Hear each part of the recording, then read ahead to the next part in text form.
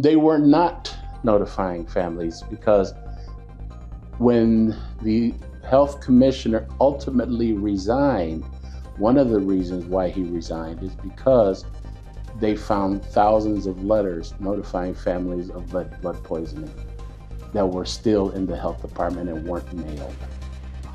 Hey, it's Jordan. I am in Flint, Michigan, East Palestine, Ohio, Tumwa, Iowa. Please support the only independent outlet on the ground covering what the corporate media covers up. Hey, it's Jordan. We are in Milwaukee, Wisconsin on our swing state tour. And I want to cover a massive, I believe, urgent issue that you will not hear as an election issue in the great state of Wisconsin. Joining me is Robert Miranda, a longtime activist, because obviously I've stayed on Flint for almost a decade now. You might not know that other than Flint, Milwaukee has some of the highest lead levels in water in the country. And there's been a lot of the same type of cover-ups, shall we say, cherry-picked data to pretend that this is not an urgent crisis. First, tell me about you. How long have you lived here, and how did you first get involved with the toxic lead issue? Sure. Well, as you said, my name is Robert Miranda, and I'm one of the founders of the Freshwater for Life Action Coalition, also a co-founder of the Get the Lead Out Coalition. And I've lived in Milwaukee since 1990. I became active at the University of Wisconsin-Milwaukee. I got here after I was medically discharged from the Marine Corps, did 10 years there. Got involved at UW-Milwaukee, became the first Hispanic student president body of the university, and been active ever since. At first, I did a lot of organizing around education, fighting against privatization, school choice, things like that. And then I started getting interested in the issue of water, the environment. And the reason why is because in the middle of the 1990s, I started getting information. I'm one of those Camp Lejeune Marines who suffers from water poisoning. And so if you don't know, there's commercials all the time, but Camp Lejeune had a toxic water, and a lot of people got sick. There was major cover-up. Yeah. Finally, the years of poisoning has caught up, and the government had to concede that the water was toxic, and cancer and all kinds of deadly diseases have been sprouting, hitting Marines and their families. And did you? And I received liver damage from the water. So I started getting involved and started noticing. And in the early 2000s, I caught wind of what would happen in Washington, D.C., and I saw that as an issue. And there's a major lead in water issue in D.C. Yep, where they have infant mortality rates went up, and there was a lot of cover-up going on there.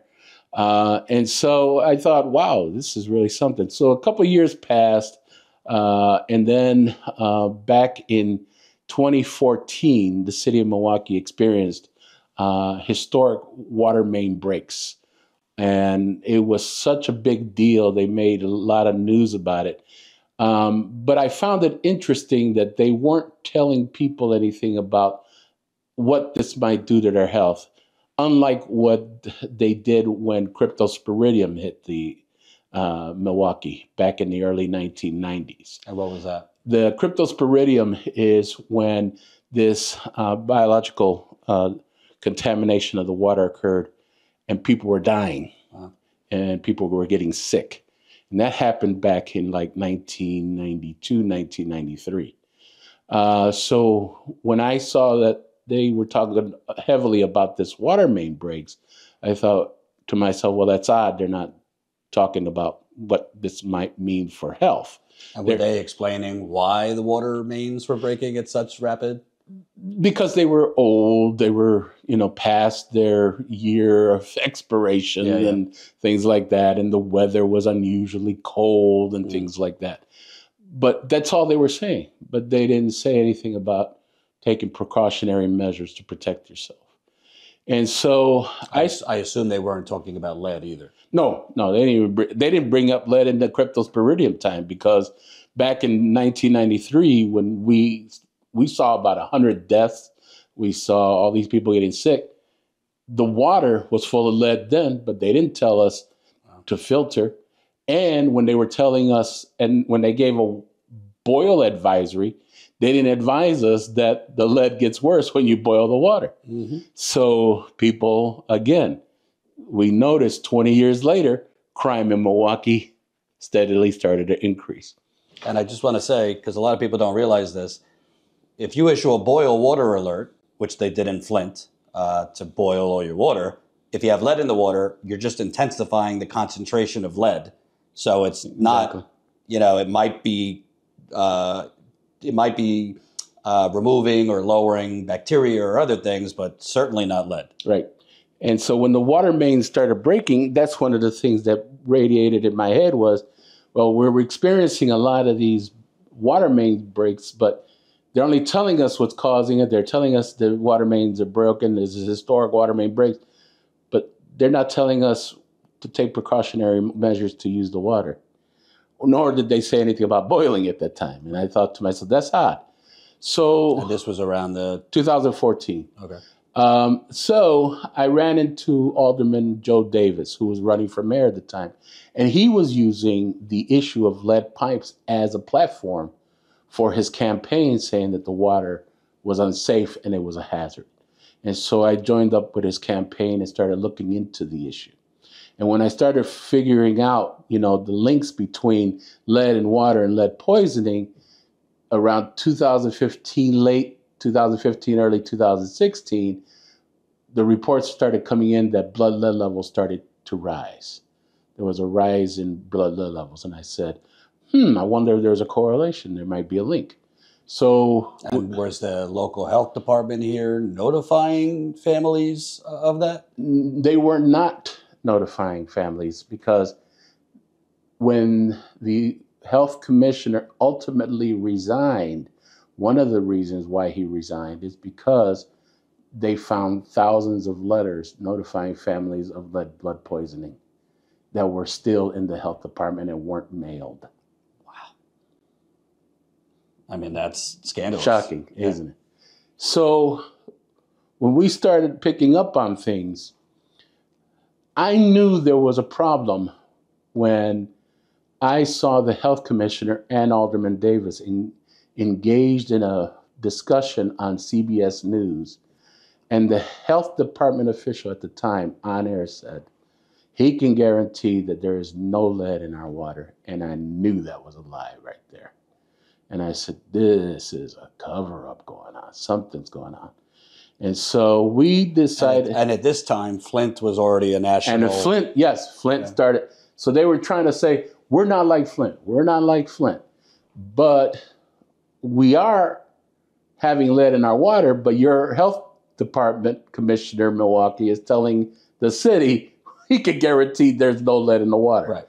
That statement was made in CBS. I'll send you a link to that. So after he said that, then we really started picking up on the organizing, demanding that the health department provide us with data on the blood lead levels.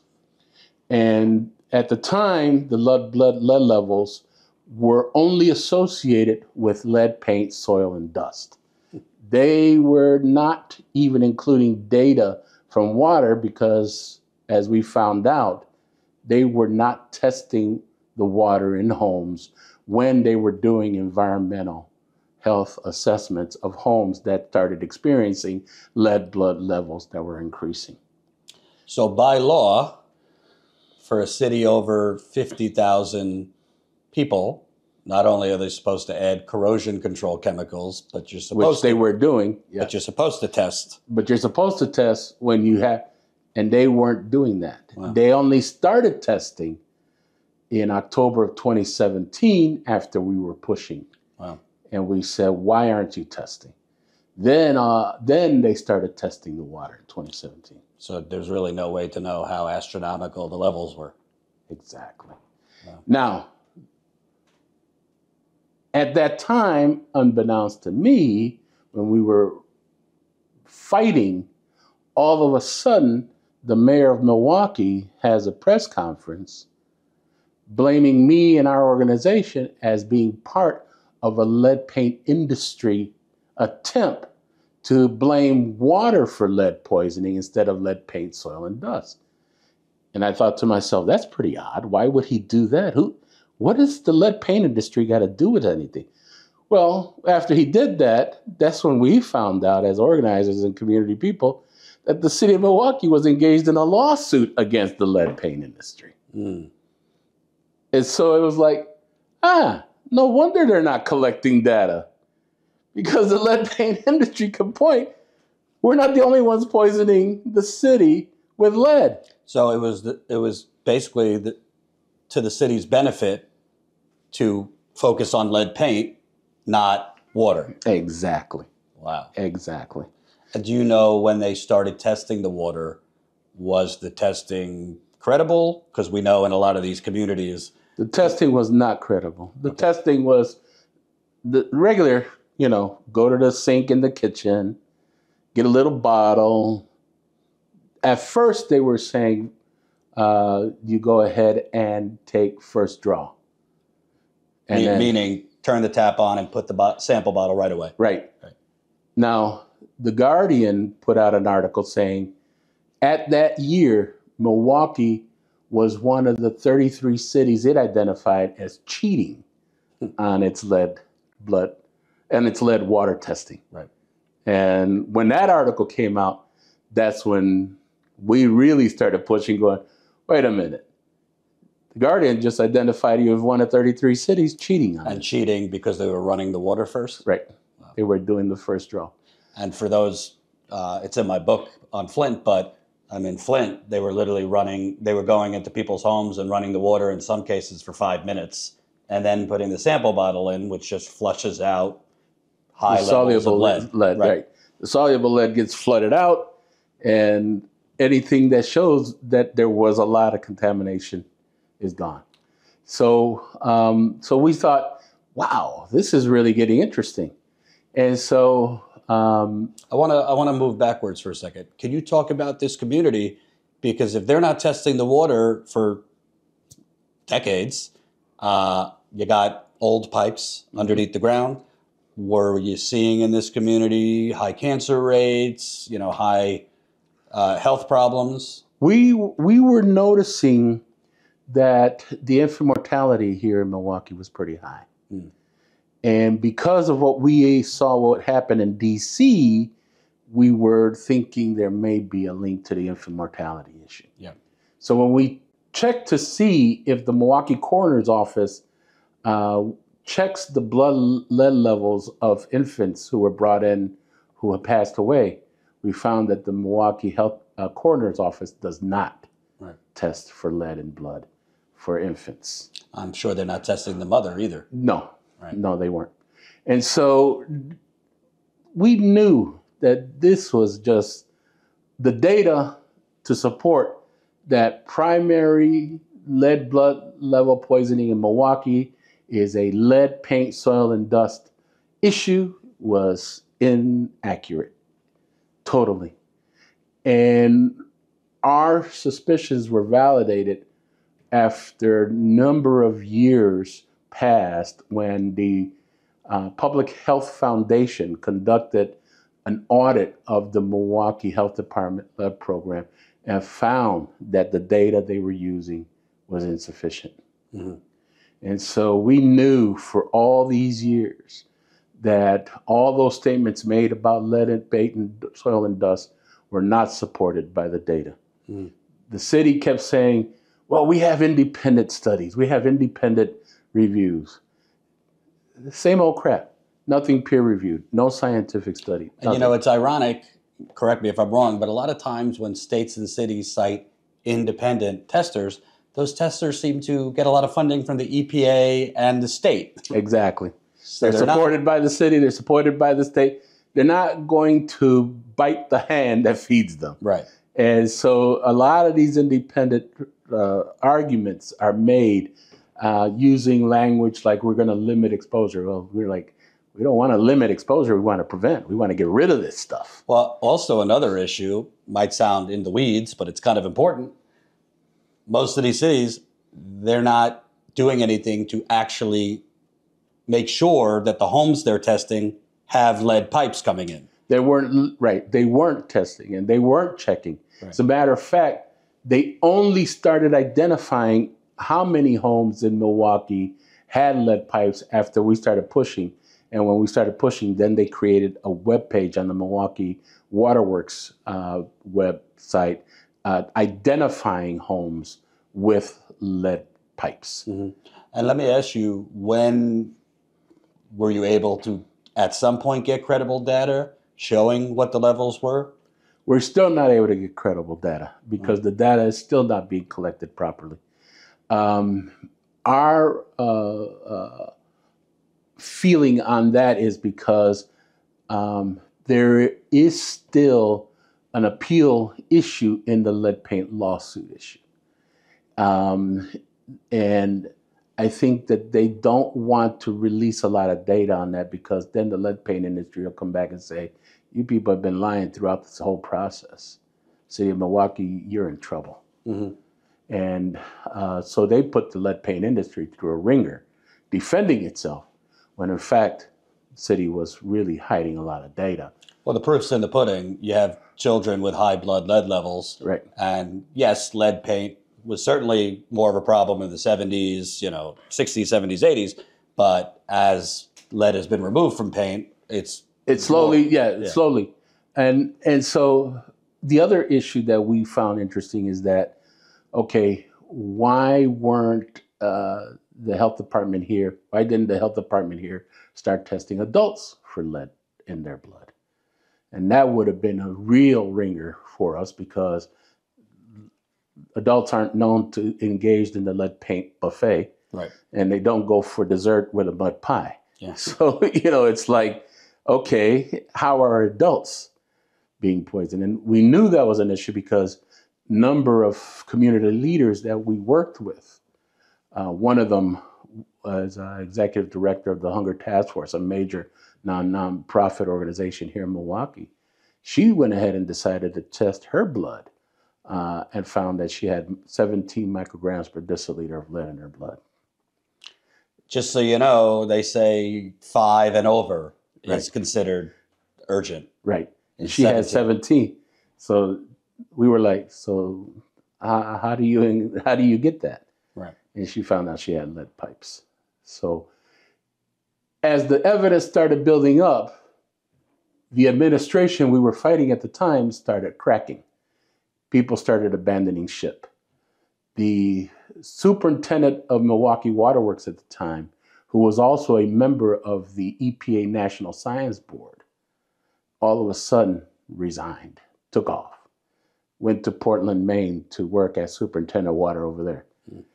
The Public Works Commissioner, who was there for many years, skedaddled. They left the mayor and the health commissioner there. The health commissioner took the sword. He had to resign in total disgrace. Slowly but surely, many other administrators in the administration had to leave. Ultimately, by the time... And were they resigning, acknowledging that? For us, it was an acknowledgement that this was the major issue that was going to bring down this administration. Mm-hmm. As a matter of fact, we are convinced that the reason why the mayor did not finish his term and was given the ambassadorship to Luxembourg, so and what was his name? Mayor Tom Barrett. He ran for governor, right? He ran for governor, right? Exactly. And so we believe that it was in due interest to protect him and the Democratic Party here in Milwaukee's reputation to get him out of this situation because it was hot. Has there been any independent testing that has shown elevated lead in water here? No. So really all you could go on is the high blood lead levels and knowing that they cheated on the testing. And our study, community study, because we were able to produce our own GIS mapping through a member of our organization at the time who was an expert on that, who was able to show through all the data he was able to at least get from the state and some of the data he was able to get from the city, where the lead pipes and the lead blood all connected. Yeah. And so we presented those maps. We presented those maps at 2 hearings at City Hall, one with the Health and Public Safety Committee and one with the steering committee of the Common Council. And what did they tell you? It's all in your head? They were several members of the Common Council were totally with us, but the others were defending the mayor and his administration. They wouldn't even look at the data. They wouldn't even try to even see how the data. And the data clearly showed that the areas, the zip codes with lead pipes, it correlated to the high blood. Exactly. And not only that, it also showed that the areas that were also lead paint abated were still showing high levels of lead blood because they had lead pipes in them. And, you know, what's interesting to me, I mean, it's not just Milwaukee, but a lot of these cities, I mean, obviously Republicans, we know, but Democratic mayors of Milwaukee and they're showering companies and corporations with tax breaks. That's exactly developers. Right. Yep. So it seems that they have the ability to give freebies to corporate America and real estate, but they don't have the money to replace lead pipes. Right. The city of Milwaukee is that's the blueprint for all other cities democratically controlled. Throw all your money towards doing things like here in Milwaukee, the Deer District. Or what's the Deer District? Deer District is where they have the new First Star Arena. Okay. And the new Bucks Arena and all the goodies and everything that's being built up around there is just sports arenas, restaurants. Exactly. And so they're throwing all the money in there, and they're throwing all the money on developing this notion that Milwaukee is the freshwater capital of the world. And so that's the whole idea, is to throw money all in that. Here's the problem, folks. From Flint to Milwaukee to the North Pole.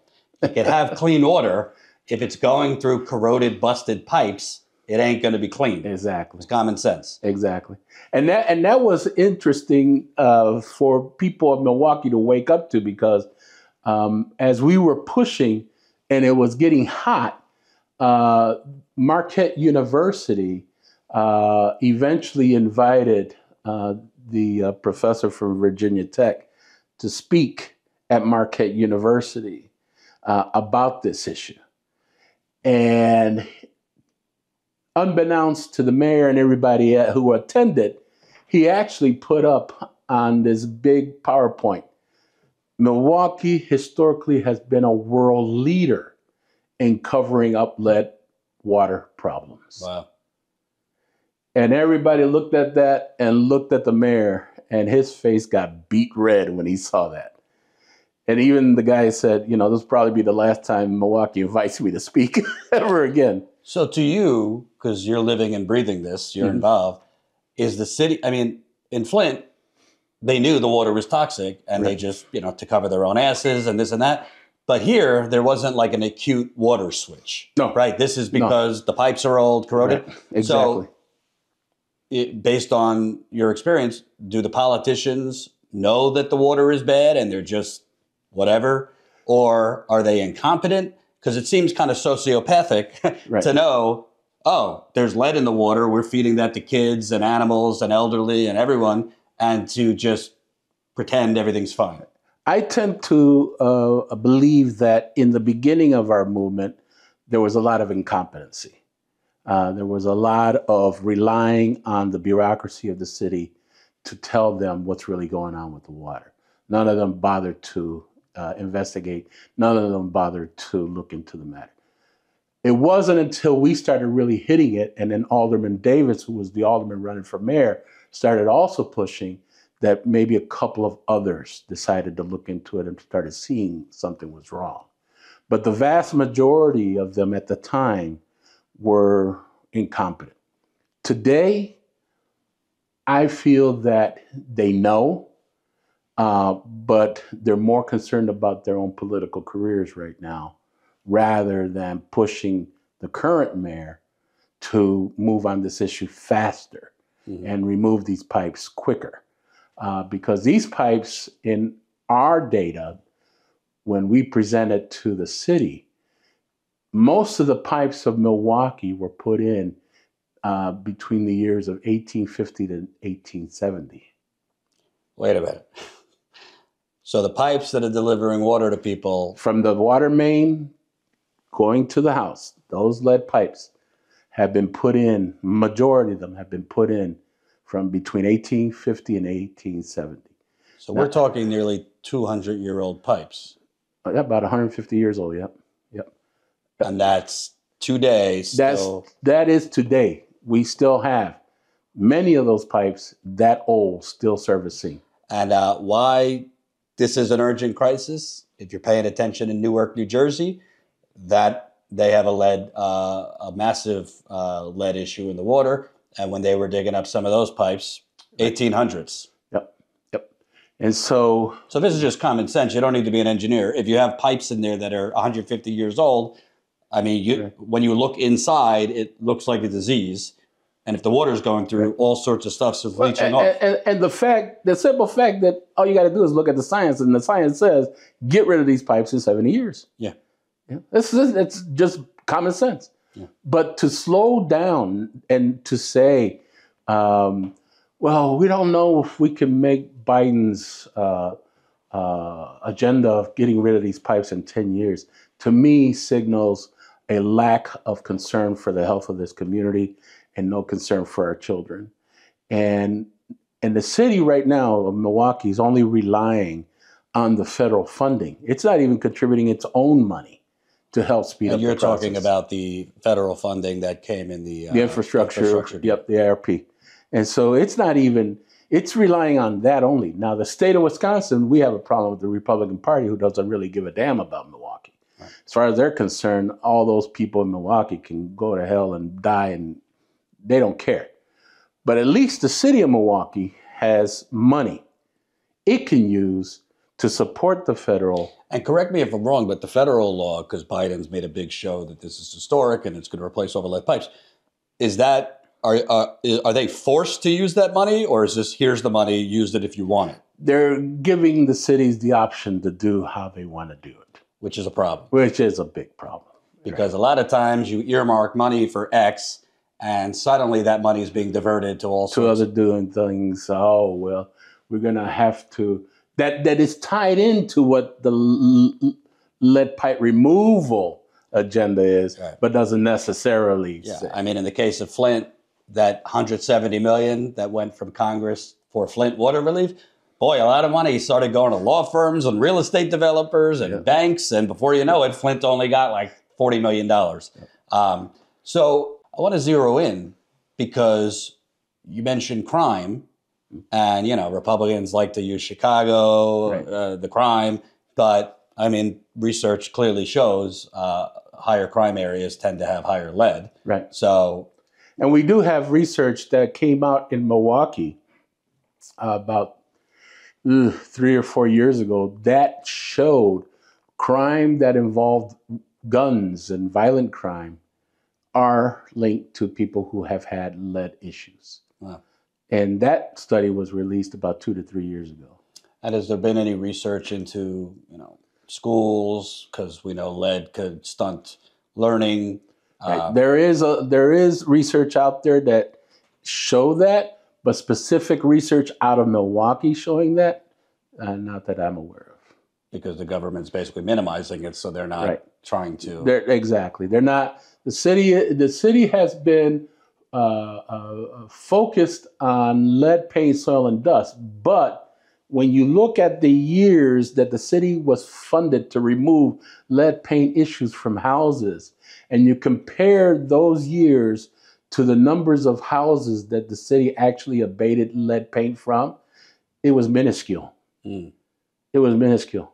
In 2017, there were about 130,000 homes in Milwaukee that had lead paint issues. And at that time, the health department at a committee at City Hall said that they, in the last almost 20 years, abated 18,000 homes. Mm. And does media exist in the city of Milwaukee? Do they cover this, investigate anything, knock on doors? Seems like an urgent issue to me. They did initially when we started because it was really new stuff, and they saw we had some traction, and they thought, oh boy, this is really something, and they started reporting it. But after a while, the city started putting in its afterburners to have its professional, how should I say, media saboteurs come in and slowly wean the media away from really digging into it and accepting the narrative of the city. So basically the media is calling stations, trying to kill stories. You're going to lose access to politicians. That's exact, and that was confirmed to us by a number of different media sources that we were working with who were saying our bosses are telling us to pull back because the city is threatening to not give us the scoop on things. That's what's going on. That's why what we do is I don't need access to government officials. I actually prefer not to have any access to government officials. Right. So, you served the country. I believe we're spending all this money on national security threats all over the world. Right. I can't really think of a bigger national security threat than your water, because water is 4 or 5 days without water, you're going to die. Right. You might not die right away from dirty water, but it's going to cause all sorts of issues from cancer to reproductive to cognitive. Right. This is a major issue, but I don't really hear it discussed. Wisconsin's a major swing state. I don't hear about the lead in Milwaukee. I don't hear about lead in water in most places. And it's not just lead. You got corporations dumping their stuff in waterways. Right.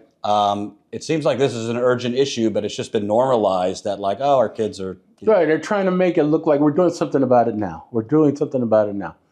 When in fact, it's just smoke and mirrors. They don't have a comprehensive plan in Milwaukee to remove lead pipes. They have a plan that says we're going to focus on areas that have a disproportionate number of lead pipes. But to deal with the more broader need of removal, they don't have a really good comprehensive plan. If it was building a stadium, they'd have a 300-page comprehensive plan. But also, it goes to, they could remove the lead service lines and the mains, but what about people's interior plumbing in their homes? There isn't any, they do mention it as an important part of removing, because they don't want to repeat what happened in Madison, Wisconsin. Madison showed that when they removed their lead pipes, there was still lead in the water, and they realized they did not get the word out to have homeowners remove the lead premises plumbing. Yeah.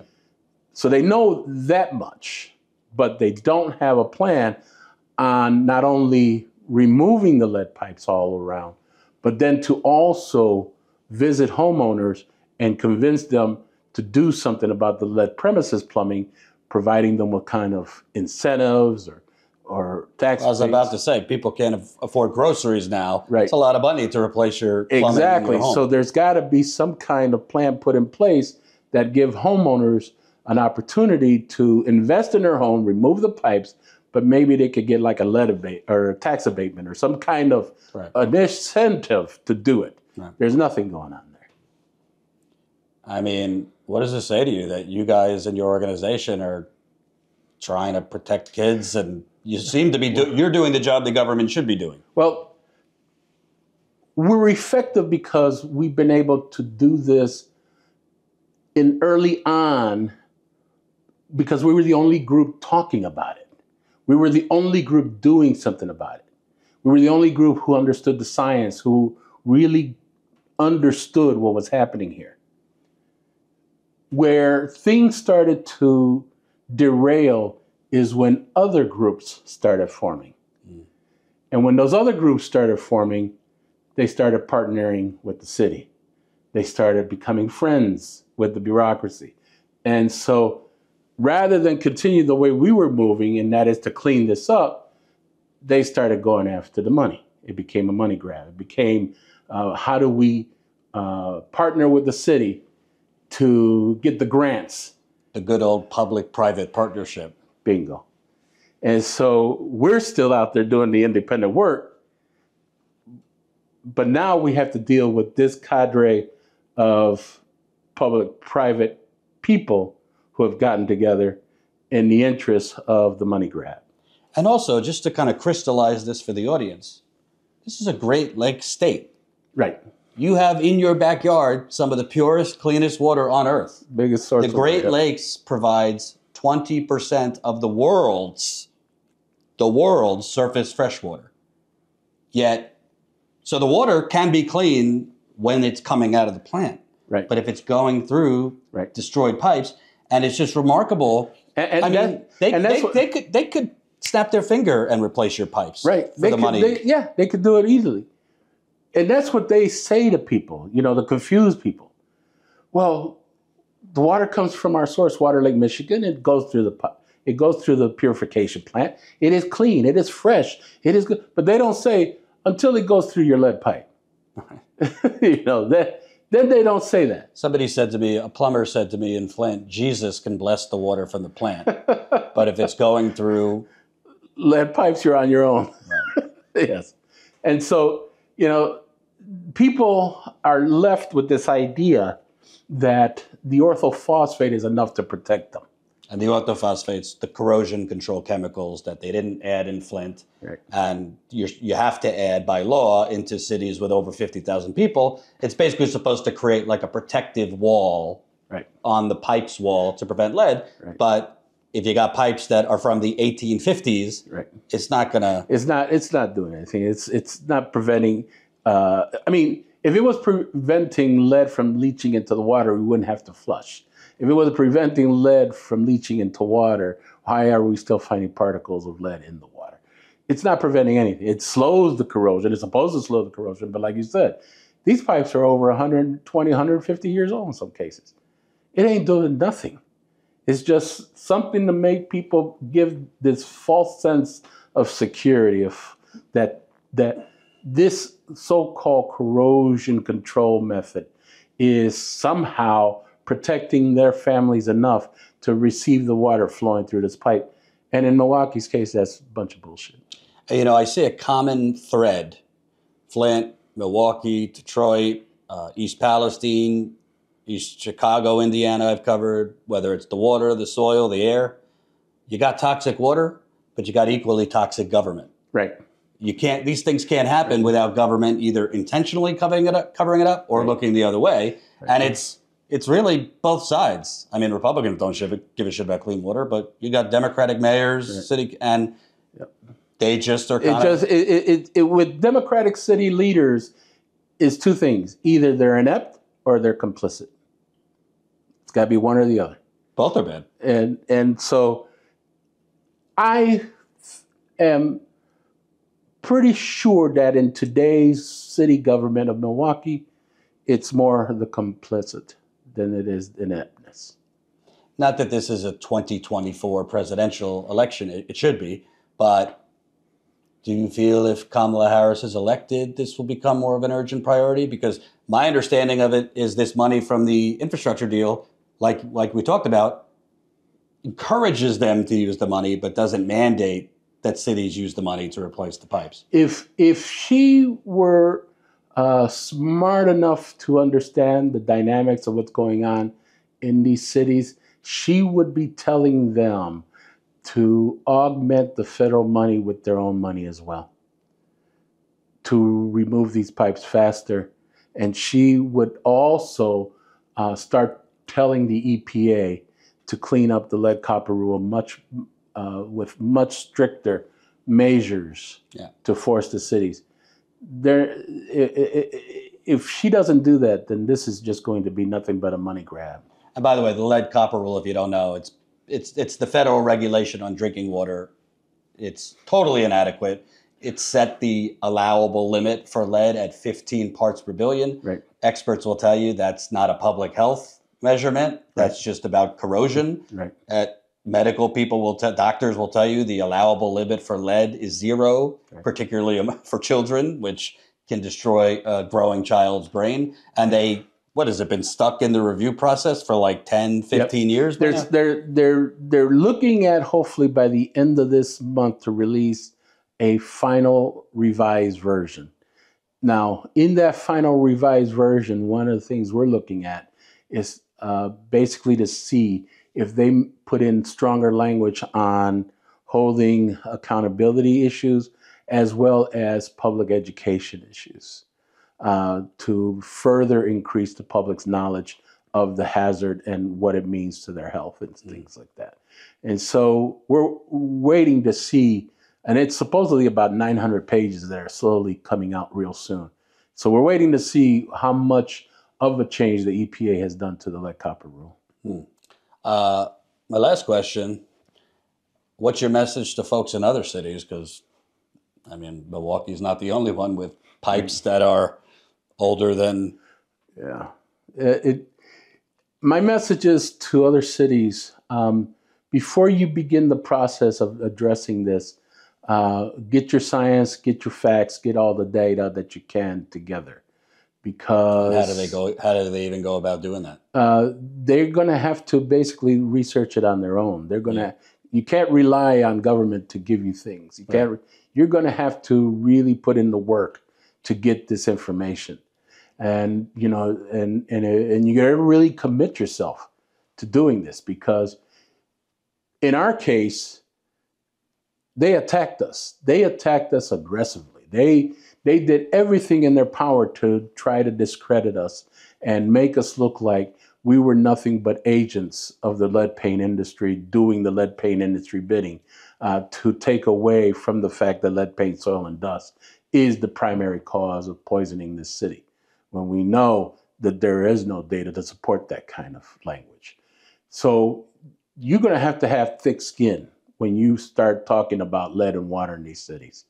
Because once you do, these city governments are going to do everything in their power to destroy your credibility and make you look like a loon talking about this whole thing. And so in the case of Flint, the infamous doctor that got credited with exposing the high child lead levels, Dr. Hannah Atisha, they were saying you're crazy. They were saying you're creating a panic. Right. And then they were forced to admit. Right. And then they eventually, and that's what they were saying to us. We were fear mongering. We were crazy. We were raising all these issues. But we were consistent, because not only did we stay with the science and the argument, but we also produced our own data. And we were fortunate enough to show this data in front of city government committees, right, where we basically put ourselves on the line so that the public can see what we have. And when the public saw what we had and they read our data and they read our maps, that's when the whole kit and caboodle of the administration started falling apart. Based on your research and knowing about this, would you say across the country, most cities have probably some levels of lead problems in the water? Without a doubt. Without a doubt. I would be surprised if there is a city in America that doesn't have lead that at least reaches 3 to 5 parts per billion. And why that's important. So the EPA sets it at 15 parts per billion of lead that's the max. Anything under that won't hurt you, according to the EPA. But I mean, any doctor would tell you every person's different. Right. I mean, somebody could drink water that has 15 parts per billion, and for whatever reason, they're fine. Somebody else could drink water that has 3 parts per billion, and it destroys your system. And most of the people don't know that lead stays in your body. Yep. It goes and hibernates in your bone and soft tissue. That's why in the case of Flint, they were testing them so late that a lot of their lead wasn't showing up because it was stuck in the bones. Bingo. And it stays in the blood for 30 days before it goes away if the lead exposure doesn't continue to be ingested by the body. And so your blood shows no lead blood levels, but the lead is in your bones. And the only time that it'll show is if you're ingesting lead from outside source again, or if the body stresses and the lead starts releasing into the bloodstream again, like pregnant women. Pregnant women, if they are stressing and they are going through a pregnancy, that lead that is in their body is going to go back into the bloodstream and eventually wind up killing the fetus. You know, a long time ago, we had a national mobilization called the New Deal. There was, roads being built, highways being built, government infrastructure programs. So we have the resources to make this kind of that kind of mobilization. But it seems that there's not the appetite for that. No, we're more interested in feeding the billionaire class more money because, like Elon Musk, one of them want to be the first trillionaire in the world. Elon Musk, by the way, who pledged to provide full home filtration systems for people of Flint. And it's finding out never did. And they're finding out he's supposedly giving Starlink access to the hurricane people, but now they got to pay $400 to get the setup. What a nightmare. It's crazy. Well, thank you for taking the time to explain this. And to be clear, you might think that this is a story about Milwaukee. It's a story about America. Because Milwaukee is not the only one with pipes that were built in the 1800s. If I had the time to research it, I'm sure I could find many, many cities. And it's not just major urban cities. We're talking about rural areas have old pipes. Remote areas have old pipes. And it's not just lead. There's a whole lot of other shit in these pipes. And there's also bacteria problems spreading through these pipes. And we didn't even get into a lot of cities' water systems were built for the city when it had a much higher population. So when you have population decline, then you have water going through systems that are too large for the population now. So then you have stagnant water that is moving too slowly. Through the system, exactly. So we could go on forever, but thank you for fighting the good fight. I'm sure it's frustrating at times, but we'll stay on it.